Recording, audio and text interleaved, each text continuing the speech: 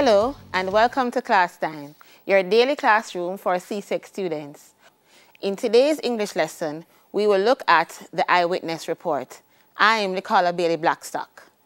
Alright, so we have been looking at paper 2 of the CSEC English language paper, right? And that section is called informative discourse, right? So we have been looking at all the possible things that we may get for paper 2, section B.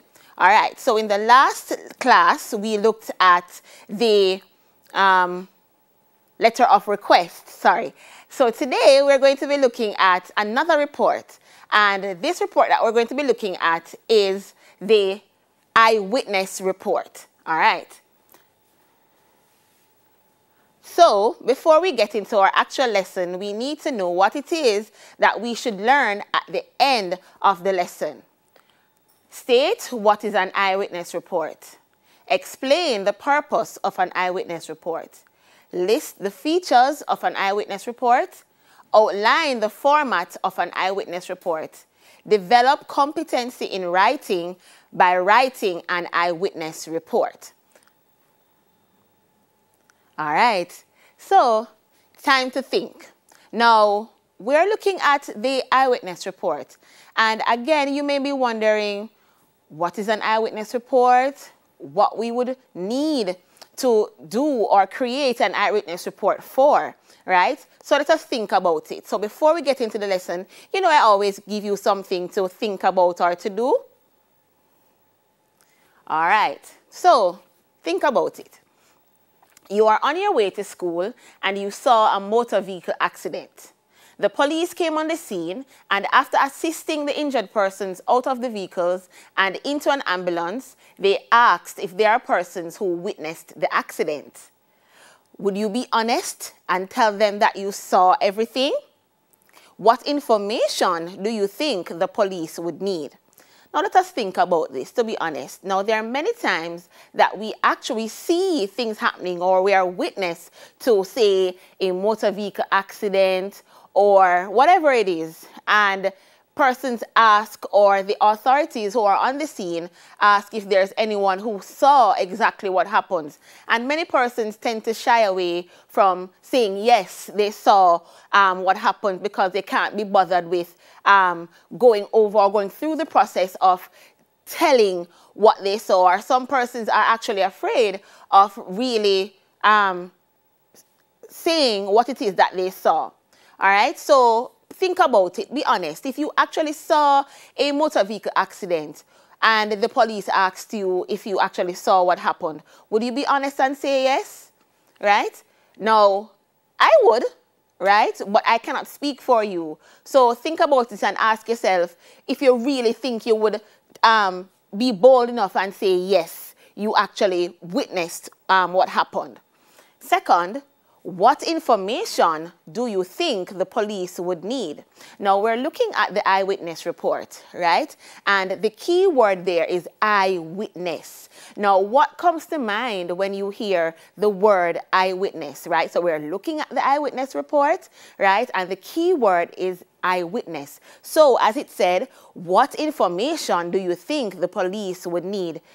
Do you have any idea as to what an actual eyewitness report is, or what is an eyewitness report based on the questions that I have asked already? All right, let us find out what exactly is an eyewitness report.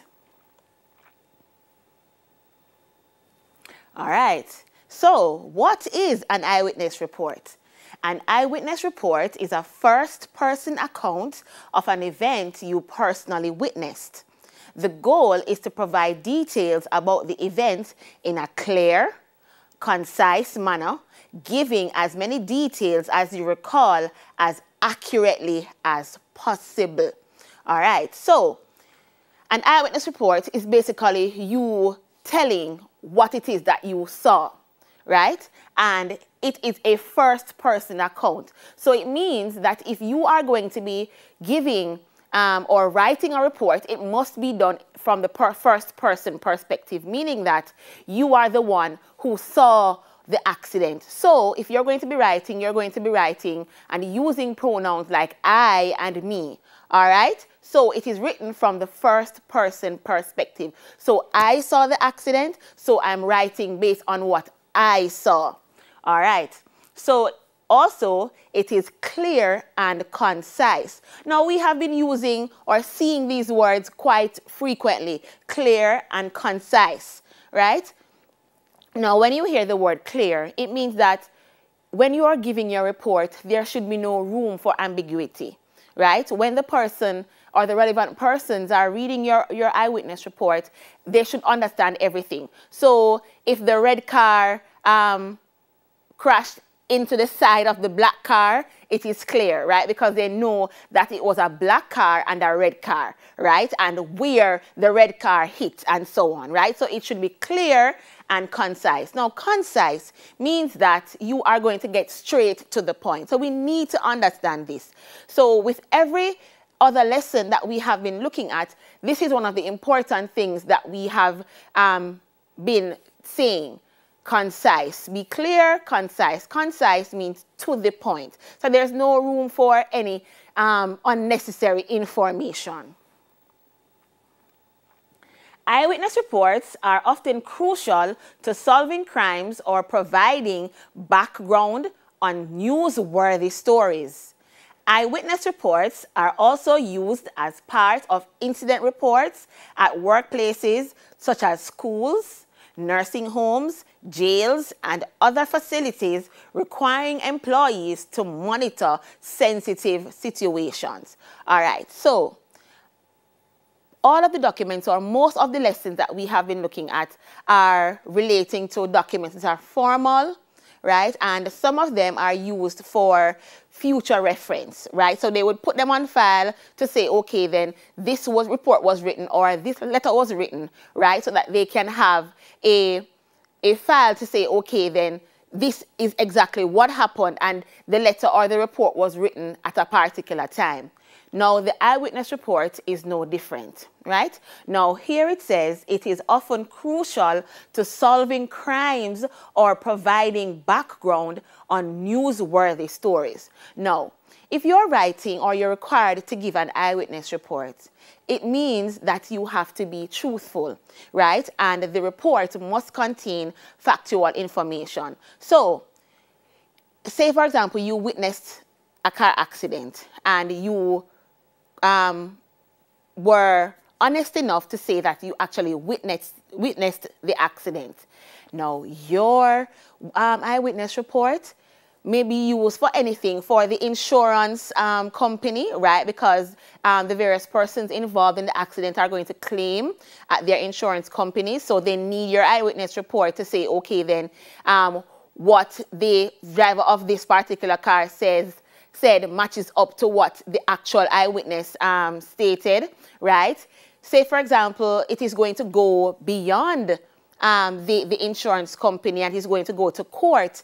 Your eyewitness report may be used in the court of law, right? And that is why it is important for you to be honest and to only include factual information. So the eyewitness report is not just a highfalutin thing where you say, okay, then I cannot put anything there or put half-truth in there. No, right? You must be truthful, you must be honest, and only include the factual information. All right. Purpose of an eyewitness report. The purpose of an eyewitness report is to give detailed information about an incident, right? Now, you writing detail or including detailed information does not mean that you're going to be straying away from the point. Detail, the word detailed there is very, very key. Now, as I said to you before, you have to be careful because the eyewitness report can be used in the court of law, right? So you don't want it to be a situation where they're there and say the prosecutor says, your statement, your eyewitness report is different from what it is that you're saying. No, you don't want it to be like that, right? So you want to only include the factual information, right? All right. Now, we're looking at the features of an eyewitness report. An eyewitness report focuses on the following. 1, time of the incident. 2, location of the incident. 3, accurate and complete details of the incident. 4, sense impressions of the person. 5, emotional reactions of the person. 6, vivid language to convey the experience clearly. 7, appropriate verb forms such as the past simple tense and past passive tense. All right, now features of an eyewitness report. Why are all these things important? Now, all these things are important because you want to ensure that you are doing the right thing and you're including the right or the correct information. So let us look at number 1. Time of the incident. Now, why do you think the time of the incident would be important? Can you and anyone at home think about that and answer why is it that the time of the incident is important? And for those of us who are watching on YouTube, you can just type in the chat why you think time of the incident is important. Now, the time of the incident is important because when it happened, right? At what time did it happen? In the morning, in the afternoon, in the evening, right? You don't want anyone to be guessing, right, as to what time. It happened at 12 noon, include that it happened at 12 noon. So the time is very, very crucial, all right? Location of the incident. Now think about it. If you are writing an eyewitness report, do you think you can really write an eyewitness report without actually including the location? How effective do you think that eyewitness report is going to be, right? So you get an eyewitness report and you are, or say for example, you're a lawyer and you are reading an eyewitness report and there is no location. What is that lawyer going to do with that report? Or what is the insurance company going to do with that report, right? They need to know exactly where it took place, right? So that is very, very important information. So it must be included in your eyewitness report. 3, accurate and complete details of the incident. All right, so exactly what happened, all right? The red car ran the red light and rear-ended the black car. Right? Very important, right? So we know from the jump exactly what happened, right? So the red car broke the stoplight, right? So remember that when we see red at the stoplight, it means that we should stop. So then and there, we know that the red car did something wrong, right? So it's important for you to include those information, right? So you can't be just saying, okay, then the red car rear-ended the black car. Why? How? Right? So we need to include the fact that the red car broke the red light, right? That is very, very important. All right, number 4, sense impressions of the person. Now, if this is important, you include it. So say, for example, you might say the person was very nervous or was acting suspiciously. That is something that you could include in the report, all right? So if it is necessary, then you would include that. Number 5, emotional reactions of the person. All right. Was the person afraid? Was the person aggressive? Right? These things you could include if they are important. So remember, we only want the factual information, or we want it to be concise, so we only include information that is relevant. So if it is relevant that you include the emotional reactions of the person, then you would do so. 6, vivid language to convey the experience clearly. Now, what do we mean by vivid language? Vivid language means that the adjectives that you're going to be using is going to allow the reader to picture exactly what is happening. Do you understand? And as I keep saying, say, for example, you say the red car broke the traffic light and rear-ended the black car, right? You could be even more specific and include what stoplight was it, all right? What else was going on at the time? Do you understand? So these are vivid language that you would use to allow the reader to picture exactly what it is that you are describing. Appropriate verb forms such as the past simple tense and past passive tense. Now, number 7 is very important because if you are giving an eyewitness report, the incident happened already, right? So it means that you are going to be giving your report in the past tense. So you cannot be writing your report in the present tense because you're giving an eyewitness account of something that happened already. So you have to be careful of the tense that you use. So it happened already, so you are going to be writing in the past tense, right? So I'm hoping that you're following so far. All right, so we went through the features of an eyewitness report. All right, now we are going to learn how to write the eyewitness report. Now remember, there's a format for everything, right? So we need to learn the format so that we don't go wrong. All right, how to write an eyewitness report. Write your eyewitness report in the first person, as I mentioned before, right? So you're writing it in the first person, so you would use pronouns such as I and me.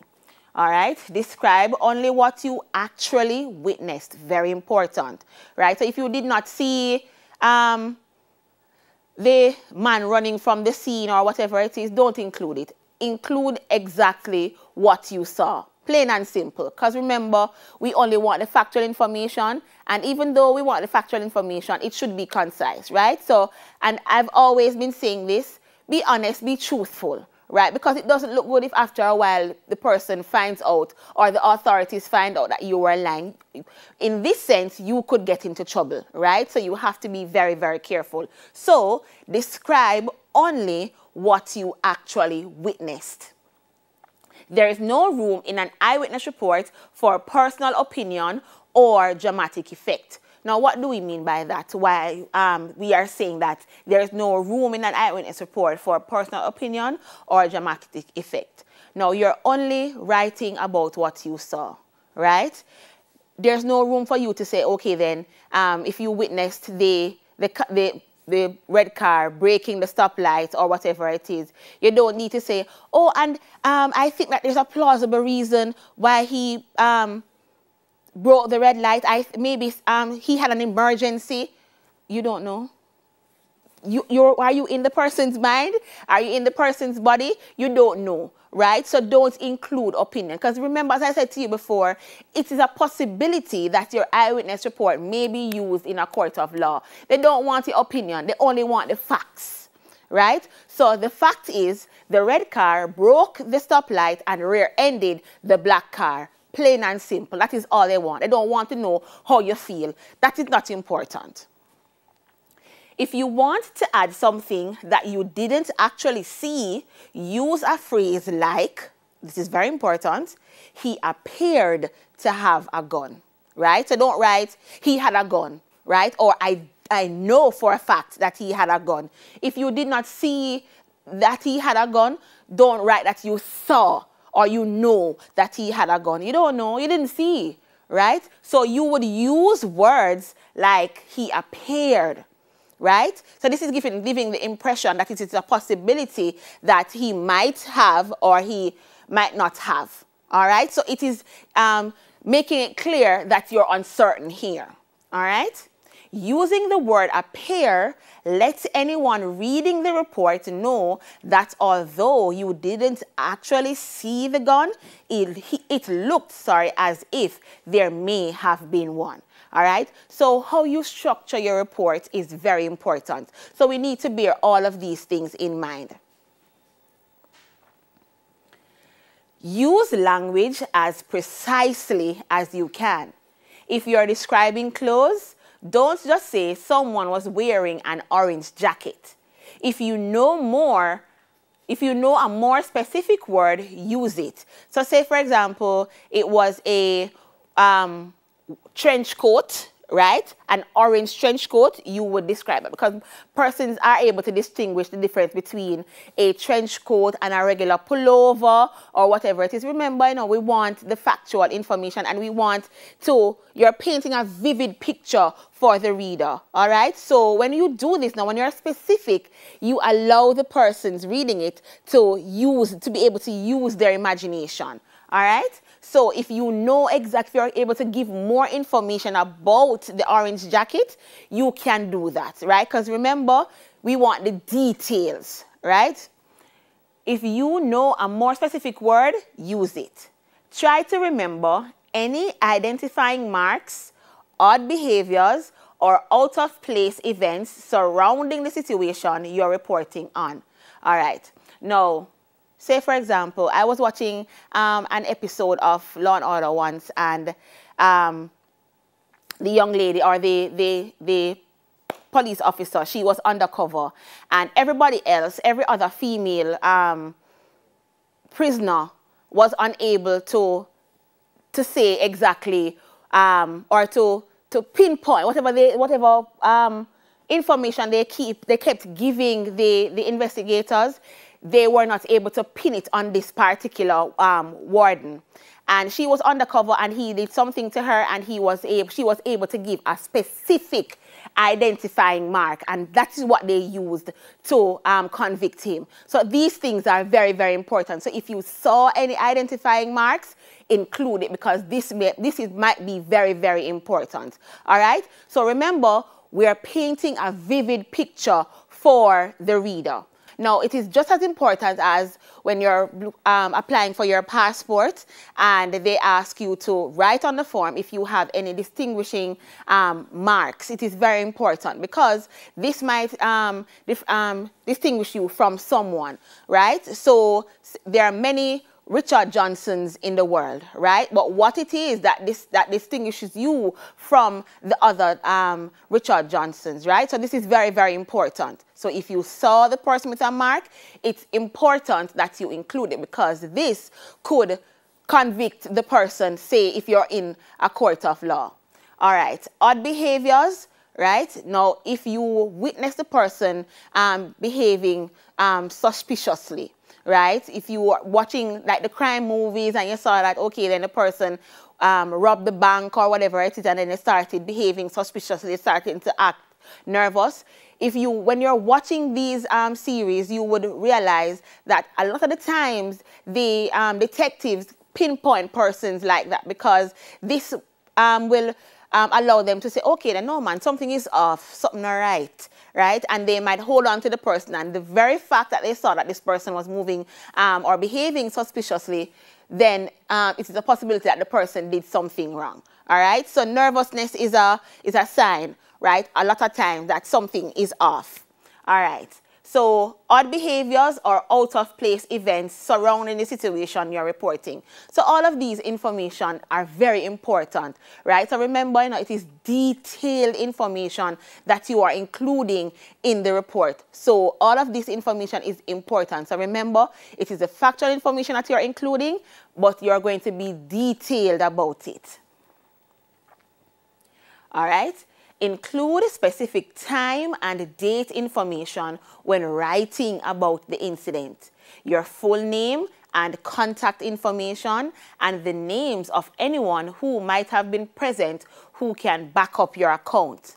If you have access information from someone who is unavailable to write a report, include the information but indicate that the information was obtained from someone else, right? So all of this information is important. Now, we are living in a time where we are afraid of being an informer, but if it is necessary, then you should do the right thing, right? So if you were not the only person who witnessed the incident, it would be good for you to share who else was there, right? Because remember, just as how we're in a studio and there are different cameras to catch different angles, it's the same with the different eyewitnesses, right? Because you are standing at a particular distance, and what you saw might be different from what somebody else saw who was in a different location. Understand? So these things are very, very important. So all the eyewitness reports put together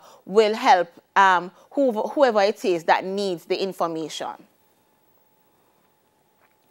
All right, present events in a clear and logical order. Now, just as when we're writing our stories, it is important when we were looking at the elements of plot, where the plot must be the plot is a sequence of events. It is the same when we're writing our letters or our reports, right? So we're writing our report in a logical order. What happened first, second, third, and so on, right? So you're writing a report and you can't be all over the place. So you can't say, the red car rear-ended the black car, and then the red car broke the stoplight, I'm already confused, right? So you write from beginning to end what came first, what came second, and so on. So this is clear, so the reader is able to understand, and then your eyewitness report is accurate. All right? So present events in a clear and logical order. All right. Who, what, when, and where. Now, before we get into who, what, when, and where, what is it talking about? Where else did you see, what other lesson did you see these questions? Do you remember? It was another report. Yes, it was the newspaper report. Very good. So, who, what, when, and where. The witness statement should also include all of the relevant information about the who, what, when, and where of the car accident. In other words, it should list the names of any individuals involved in the accident, details about the vehicles involved in the collision, and when the crash took place, right? So we're speaking of an accident, right? So who, what, when, and where, very important, right? So you're giving your eyewitness report. You may not know the persons, right? But you could say a man and a woman, right? Who, what happened, right? The red car broke the stoplight and rear-ended the black car, right? When? November 23, 2020. Where? Lyndhurst Road, right? So we understand. So all of this is important, very important. So who, what, when, and where.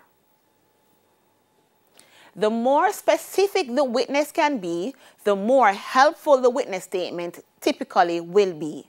For example, if the witness can specify that she looked at the clock on her phone just as the accident happened, that specific time can help an accident reconstruction expert to prove fault in the collision, right? So these things are very important. Now, I know that many of you are technologically savvy, right? And we tend to get immersed in crime series and so on, right?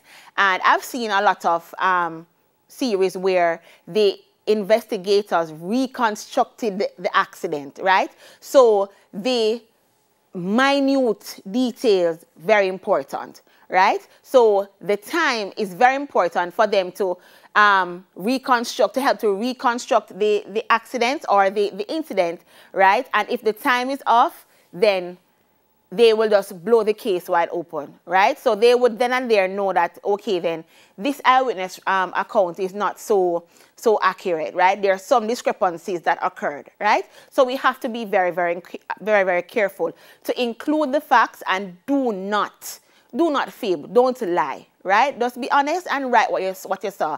If you didn't say anything, just say you never see nothing.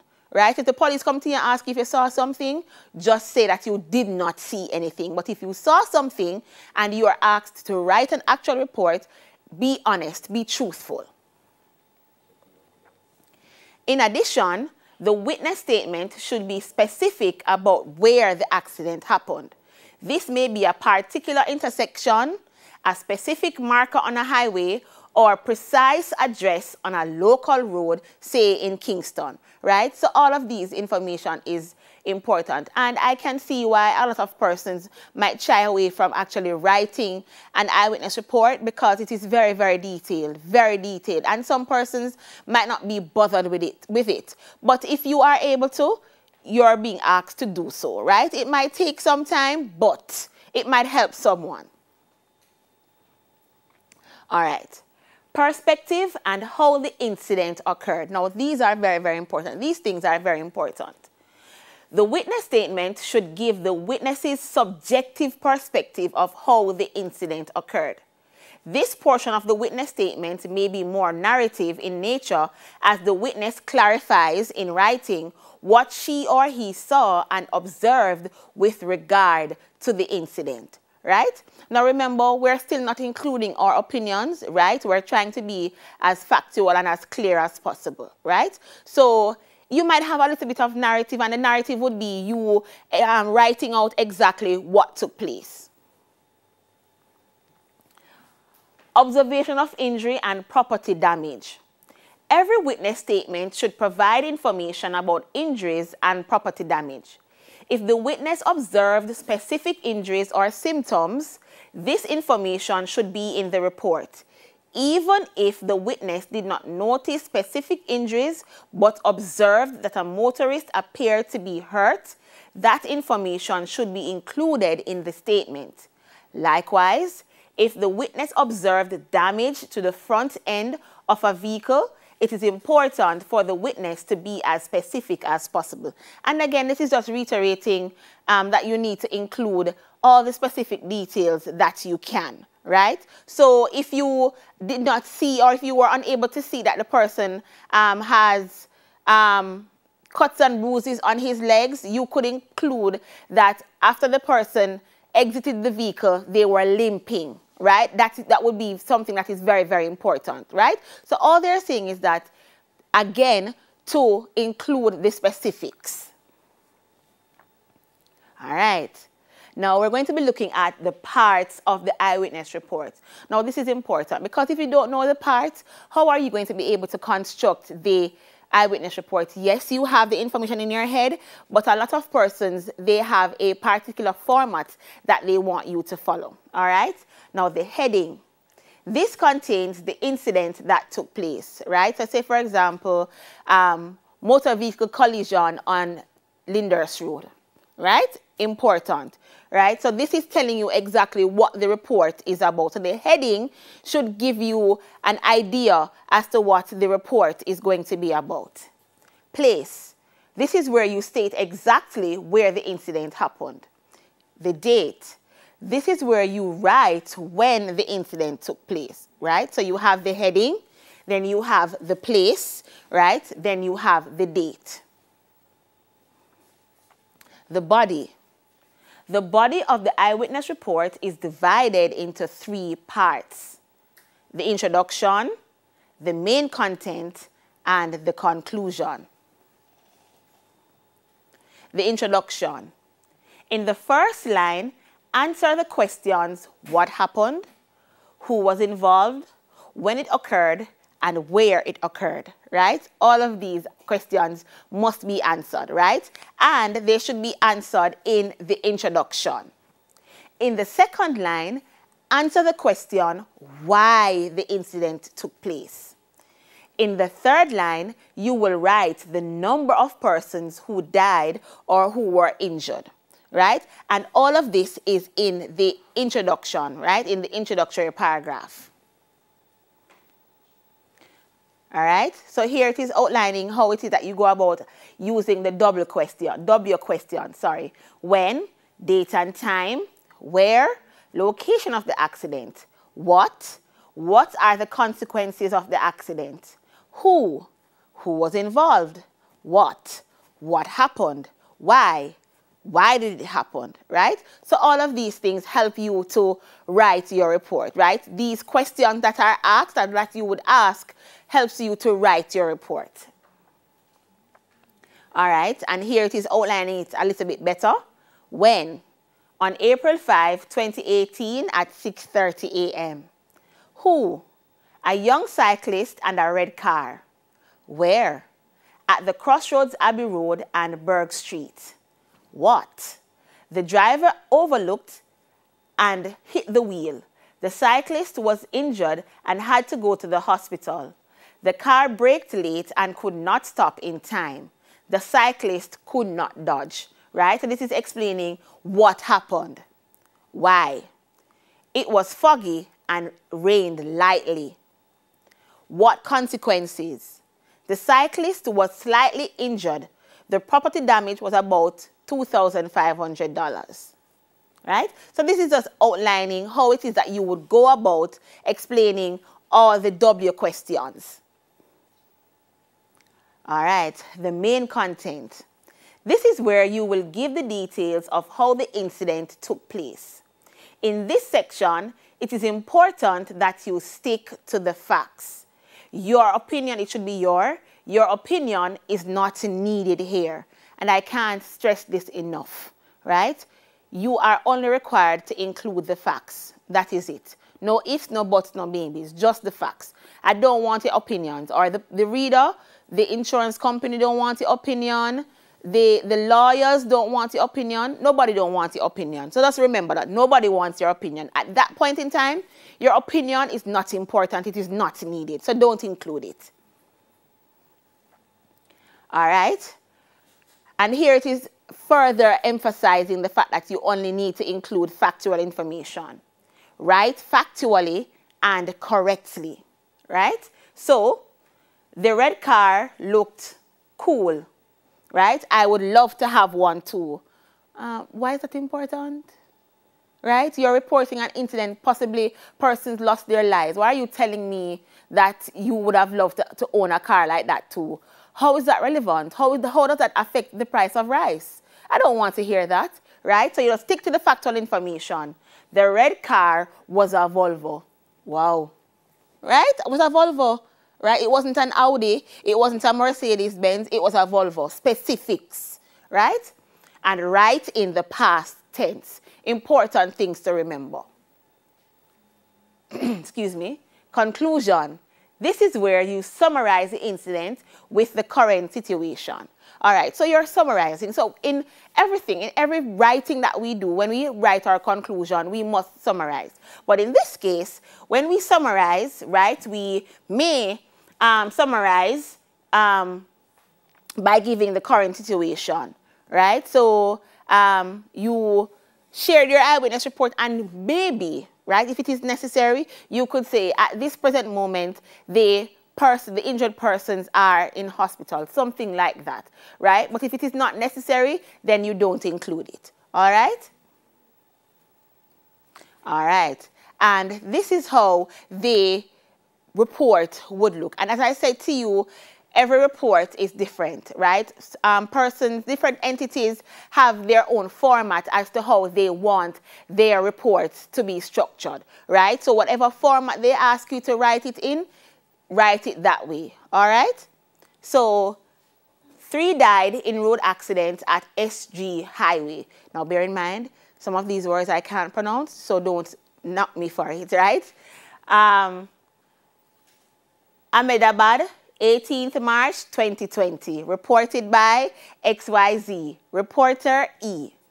A terrible road accident occurred between 2 cars on the 17th of March 2020, late night, see I can't pronounce these words, highway in Ahmedabad. The driver of one car was drunk and driving recklessly, which resulted in the collision. 3 people died, including both the drivers, and 4 people were seriously injured. Now, what do we notice about the introductory paragraph, right? Jot down for me all the W questions that are answered in the introductory paragraph, right? Jot them down for me. So this is going to help you to know what it is, or all the W questions that should be answered in the introductory paragraph. 2 cars involved in the accident were Travera, which involved 5, and Audi having 2 people in it. The car driver in Audi was at very high speed, due to which he lost control of the car and jumped the lane and hit the Travera car near Pakvan Crossroad. The police came immediately as they received a call on the PCR. They seized the vehicles and noted a case against the Audi driver. The ambulance arrived and all the injured were taken to the KD hospital, of which 2 are in ICU. The bodies were sent to the civil hospital in Ahmedabad for post-mortem. Now, we need to bear this in mind that the second paragraph is just giving the specific details, expounding on the introduction, right? So remember, they write down all the double questions that were answered in the first paragraph and what double question was answered in the second, right? In the main content. Police later found empty liquor bottles, and glass from the Audi car. They also identified that the car driver as the son of Akash Patel, a well-known builder in the city. Further investigation regarding the incident is ongoing, right? Now, we are at our favorite part of the lesson, work at home. Now, all of what we went through, we need to test your skills to see if you understand what it is that you need to do when you're required to write an eyewitness report. So think about it.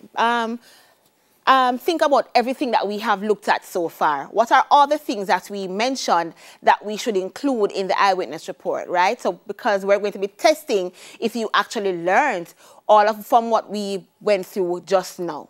All right. So work from home. No.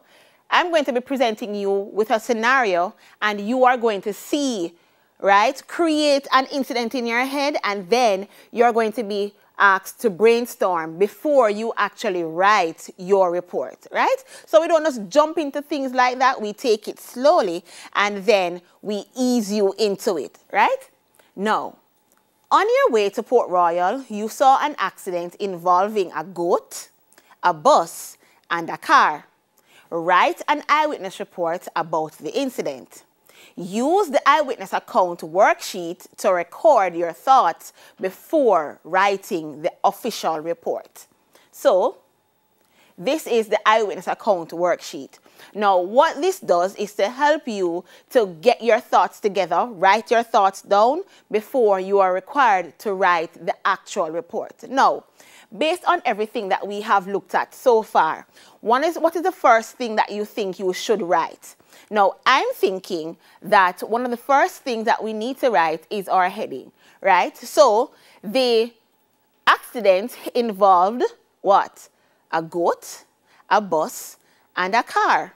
What do you think the heading of the report should be? Now, I'm thinking that my heading would be accident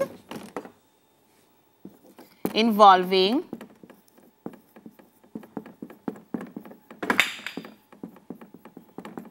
a goat, a bus, and a car. Right? And if you want to underline it, not a problem. All right. Now, it is your incident, right? You're asked to use your imagination here. It isn't an actual incident, right? But you are being asked to just imagine. Use your imagination now. Now, create the incident in your head. Now, remember, there are certain questions that we need to ask. What are the questions that we need to ask? The questions are what, where, when, why, and what else? What is the other W? Who? Beautiful. Who? Right? How could I leave that very important one off? So it's your incident. Who? Right? Who are the persons who are involved? Do you remember the persons, or if there were any persons involved? Right? So it was the car, goat, bus, right? Would this involve who? What? What would you put here? Right? Remember now, we are brainstorming, so we're not really sure about this one. So remember, we're just jotting down to get our ideas together, and then we will make the corrections as we go along, right? So we're just brainstorming now. What? What would you put for what? I'm thinking that instead of putting it here, I would put it here, right? Car, goat, car, a bus, right? In a crash. Where? Downtown. When? Tuesday, March 22, 2020. Why? Poor driving. Right? This is my why. Right? Remember, it is your incident, so you include what it is that you want in your incident, right? There's no hard and fast.